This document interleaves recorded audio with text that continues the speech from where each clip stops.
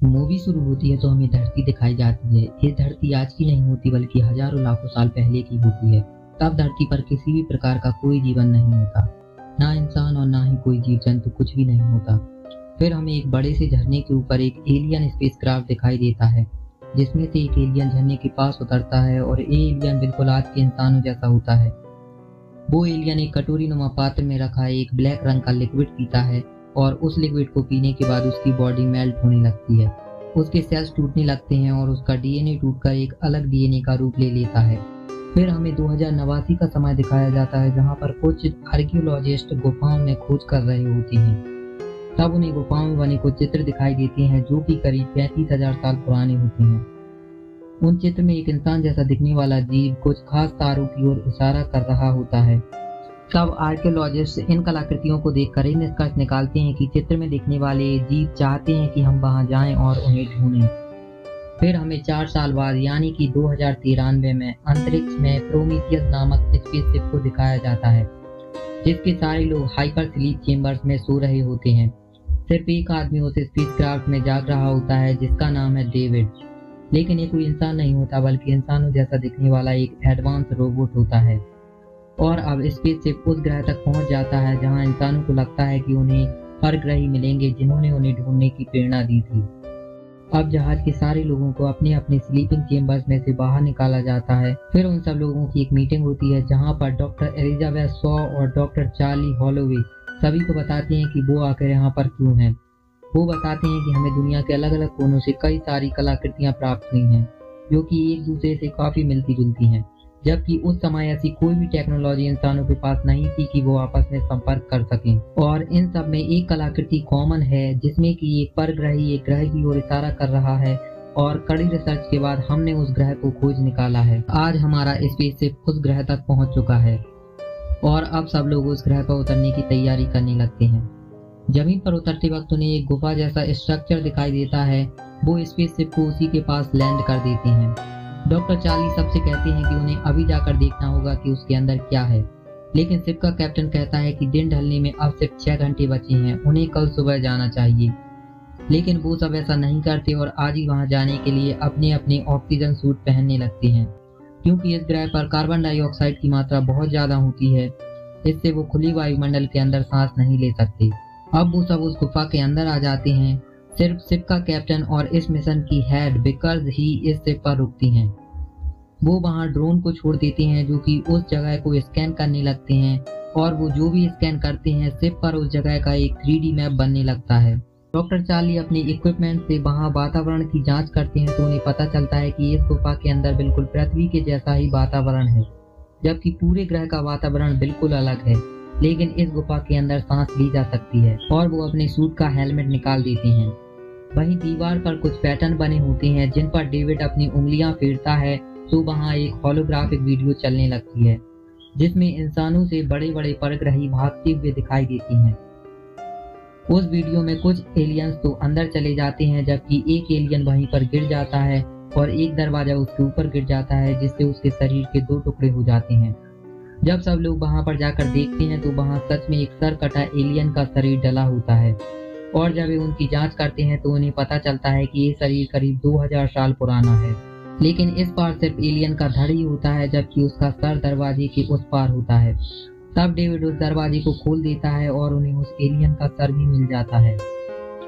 उन्हें वहां पर बहुत सारे घड़े नुमा स्ट्रक्चर रखे दिखाई देते हैं, जिनसे एक काले कलर का द्रव रिस रहा होता है। वहां पर बहुत सारी पेंटिंग्स भी होती हैं, लेकिन इन लोगों के वहां आने से वो पेंटिंग्स बदलने लगती हैं। ये देखकर वो सब एलियन का सर लेकर वहां से भागने लगते हैं। तभी प्रोमीथियस शिप का कैप्टन उन्हें बताता है कि एक तूफान आ रहा है, उन्हें 15 मिनट में शिप पर वापस आना होगा, नहीं तो शिप के दरवाजे बंद कर दिए जाएंगे। वो सब वहां से शिप की ओर जाने लगते हैं, लेकिन डेविड उन घड़ों को बड़ा ही क्यूरियस होकर देखने लगता है और वो उनमें से एक घड़ा अपने साथ शिप पर लाने लगता है। तूफान बहुत तेजी से उनकी ओर बढ़ रहा होता है, इस कारण से कुछ ही लोग शिप पर वापस आ पाते हैं, जबकि 2 लोग वहीं उस गुफा में रास्ता भटक जाते हैं। तब शिप का कैप्टन उनसे कहता है कि तूफान बहुत तेज है, आज रात उन्हें वहीं पर रुकना होगा, बाकी की टीम कल सुबह उन्हें लेने आएगी। अब डॉक्टर एलिजाबेथ उस सिर का परीक्षण करने लगती हैं जिसे वो उस गुफा से लाई थी। वो उस सिर को शॉक देती हैं, जिससे उसमें हलचल होने लगती है। लेकिन वो सिर्फ शॉक को नहीं झेल पाता और वहीं पर पड़ जाता है। और जब वो उसका डीएनए परीक्षण करते हैं तो वो शॉक्ड हो जाते हैं, क्योंकि उस एलियन का डीएनए और इंसानों का डीएनए 100% मैच करता है। यानी कि इंसान इन्हीं के वंशज होते हैं, इन्होंने ही इंसानों को बनाया होता है। अब डेविड को दिखाया जाता है जो कि अपने उस घड़ीनुमा पात्र को खोल रहा होता है जो उसे गुफा में मिला था। अब उसमें से 4 क्रिस्टल की बोतल निकलती हैं जिनसे एक काला द्रव भरा होता है। डेविड उस द्रव की एक बूंद अपनी उंगली पर निकाल लेता है और वो डॉक्टर चार्ली के पास जाता है और उनकी ड्रिंक में वो बूंद मिला देता है, जिसे डॉक्टर चार्ली पी लेते हैं। वहीं दूसरी तरफ वो लोग दिखाए जाते हैं जो गुफा में फंस गए थे। उन्हें उन एलियंस के मरे हुए शरीर मिलते हैं जो कि उस वीडियो में भाग रहे थे। उनके सूट में कैमरे लगे होते हैं, इसलिए शिप पर कैप्टन भी सब कुछ देख रहे होते हैं। तभी कैप्टन उन लोगों को बताता है कि तुम लोगों के अलावा भी वहां पर कोई और है जो कि तुमसे लगभग 500 मीटर की दूरी पर है।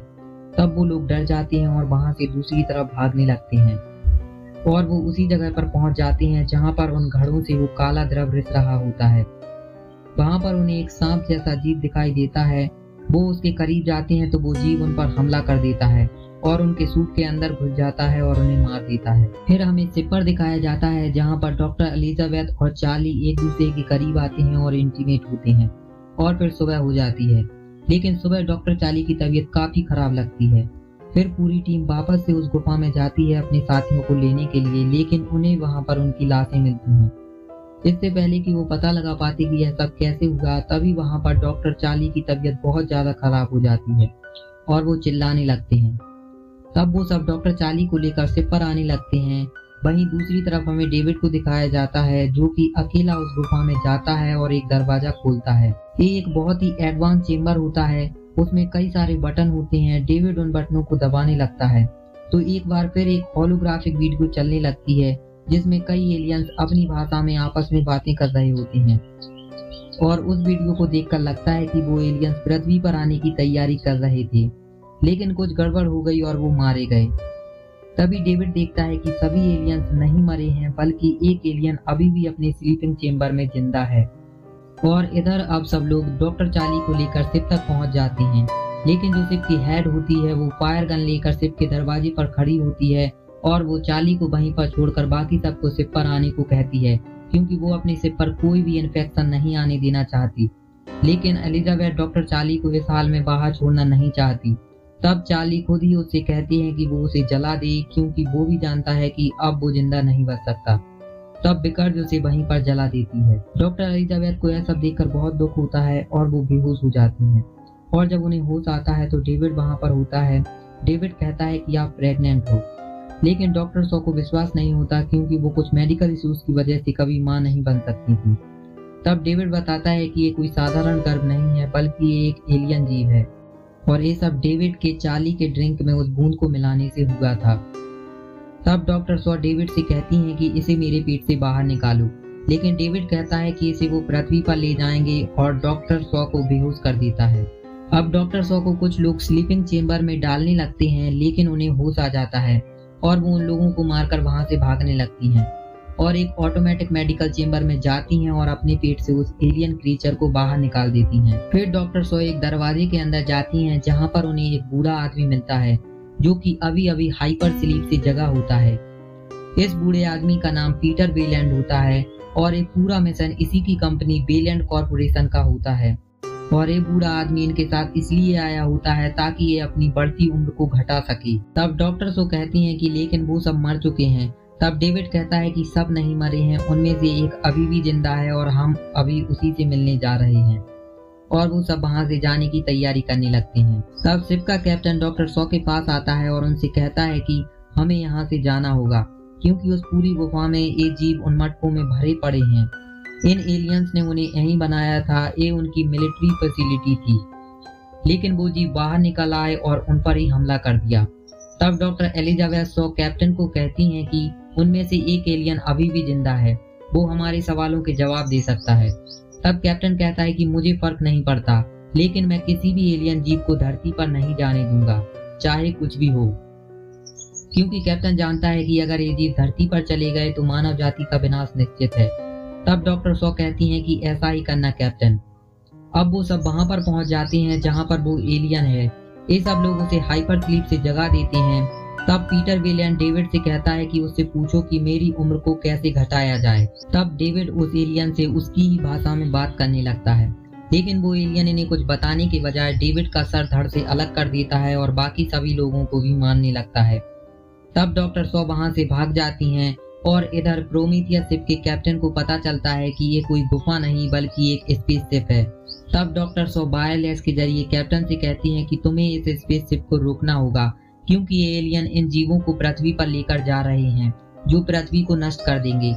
तब कैप्टन अपनी शिप को एलियन की शिप से टकरा देता है, जिससे एलियन की शिप क्रैश हो जाती है और कैप्टन और उसकी टीम इस टक्कर में मारी जाती है। प्रोमीथियस शिप को टकराने से पहले कैप्टन ने एक लाइफ बोट चेंबर को नीचे ही छोड़ दिया था, जिसमें कि ऑक्सीजन और खाने का सामान होता है। डॉक्टर सॉ ऑक्सीजन लेने के लिए उस चेंबर में जाती हैं, तभी वहां एलियन डॉक्टर सॉ को मारने आता है, लेकिन डॉक्टर सॉ एक दरवाजा खोल देती हैं जिसमें वही क्रीचर होता है जो कि डॉक्टर सॉ के पेट से निकला था। वो क्रीचर उस एलियन को पकड़ लेता है और उसे मार देता है। अब डेविड डॉक्टर सॉ से वायरलेस के जरिए बात करता है और कहता है कि मुझे आपकी मदद चाहिए, लेकिन डॉक्टर सॉ कहती हैं कि मैं तुम्हारी मदद क्यों करूं, आखिर ये सब तुम्हारी ही वजह से हुआ है। तब डेविड कहता है कि सिर्फ एक मैं ही हूं जो आपको घर वापस ले जा सकता है, क्योंकि यहाँ पर और भी स्पेसशिप्स हैं और मैं उन्हें उड़ा सकता हूँ। तब डॉक्टर एलिजाबेथ डेविड से कहती हैं कि मैं पृथ्वी पर वापस नहीं जाना चाहती, बल्कि मैं वहां जाना चाहती हूँ जहाँ से एलियंस आए थे। तब डेविड पूछता है कि आप वहां क्यों जाना चाहती हैं। तब डॉक्टर सॉ कहती हैं कि मैं उनसे पूछना चाहती हूँ कि उन्होंने हमें क्यों बनाया और फिर बाद में वो हमें मारना क्यों चाहते थे। और अब वो वहां से एलियंस के ग्रह की तरफ निकलते हैं। अब हमें ये दिखाया जाता है कि वो एलियन जो कि मर चुका है, उसके पेट को चीरते हुए एक एलियन क्रिएचर बाहर निकलता है और वो जोर से चीखता है और इसी के साथ ये मूवी खत्म हो जाती है।